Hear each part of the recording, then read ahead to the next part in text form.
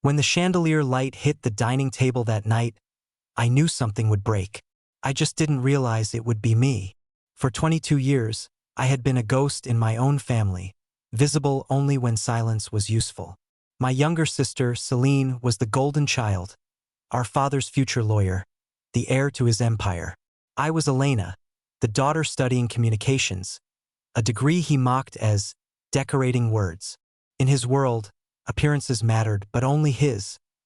That November evening, the mansion buzzed with power. My father, Victor Hale, had invited investors, including Mr. Donovan, a man whose approval could decide the fate of Hale Industries. The dining room looked flawless, crystal, china, perfect wine pours, but beneath it, tension pulsed like a live wire at MR. Donovan turned to me politely. "And you, Elena? What are you studying?" I barely opened my mouth before my father's laughter cracked across the room. "She's learning how to make things look pretty?" He smirked. "A hobby. Now Celine. She'll be managing the empire's real work." The table laughed with him. My blood boiled, but I swallowed it. Until one small detail slipped from his story. "Actually, Dad," I said softly, "that tech deal wasn't in 2018. It stalled in 2019 because of FDA approval issues." The room went silent. His face turned. Something in his eyes, sharp, dangerous, told me I had just crossed a sacred line. His chair scraped back.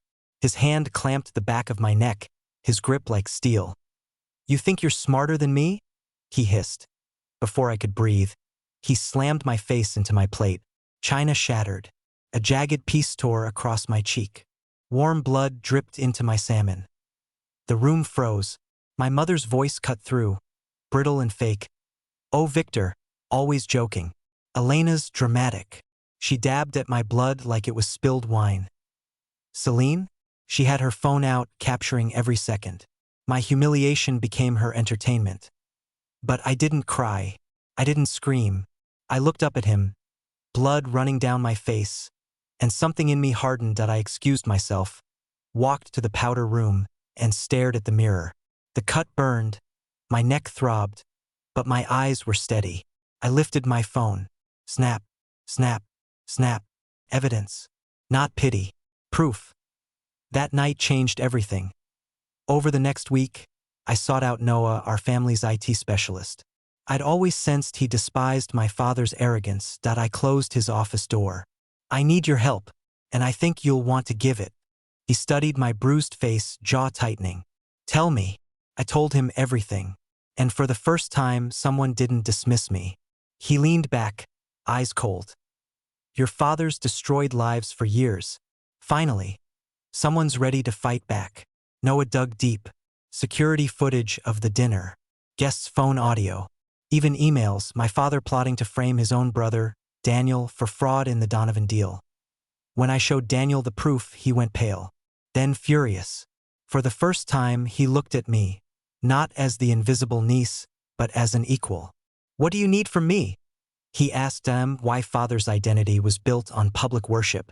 If I shattered that, I could strip everything he valued. 2 weeks later, his family appreciation gala glittered at the Grand Meridian Hotel. A documentary celebrating his integrity was set to premiere. When he asked for a volunteer to run technicals, I raised my hand.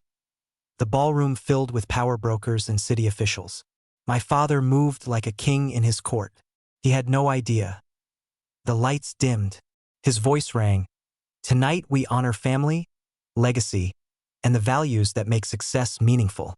The film began. Polished footage, smiling clients, golden speeches. Then flicker, static. The screens shifted. Guests watched as the footage changed to our dining room. The violent grip on my neck. My face slamming into porcelain. My blood spilling across salmon and silk. Gasps echoed. Chairs creaked. Emails appeared next. His plans to sacrifice Daniel for profit. Documents rolled across the screen, narrated by Daniel's steady voice. "Victor Hale will betray anyone, even his own brother, for money." Then the final dagger. Crystal clear audio. "She's nothing but decoration." My father's voice sneered why mother's reply. "Not even good decoration." Their laughter filled the ballroom. The silence afterward was suffocating. My father sat frozen, pale. My mother trembling. Celine staring at the floor. Mr. Donovan stood first, fury in his voice. My lawyers will be in touch, Victor. And so will the district attorney. He walked out. One by one, the room followed. I stepped to the microphone. My voice was calm, steady. My father always loved being in the spotlight.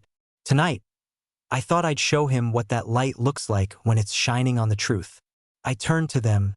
Father, mother, sister. You humiliated me, laughed at me, used me. But tonight, you don't get to write the story. I do. I placed the mic down, walked out. Behind me, chaos erupted. The next morning, my phone buzzed with Noah's text. Package delivered. Every major outlet. The footage went viral. Victor Hale, business mogul, family man, unmasked as an abuser and a fraud. Partnerships collapsed. The DA launched investigations. Daniel filed lawsuits. The empire fell. And me? For the first time in my life, I was free. I moved into a small apartment. Enrolled in grad school with a scholarship I never thought I deserved. My scars healed. One faint line across my cheek. But inside, something permanent had shifted. I learned boundaries. I learned that love without respect is just control in prettier clothes. And I learned that dignity isn't given, it's claimed. Sometimes, late at night, I ask myself if I went too far, if there was a gentler way. But then I remember the sound of that plate shattering, the laughter that followed my humiliation. And I know, once certain lines are crossed, there's no going back. Because the greatest revenge wasn't destroying him. It was proving he couldn't destroy me.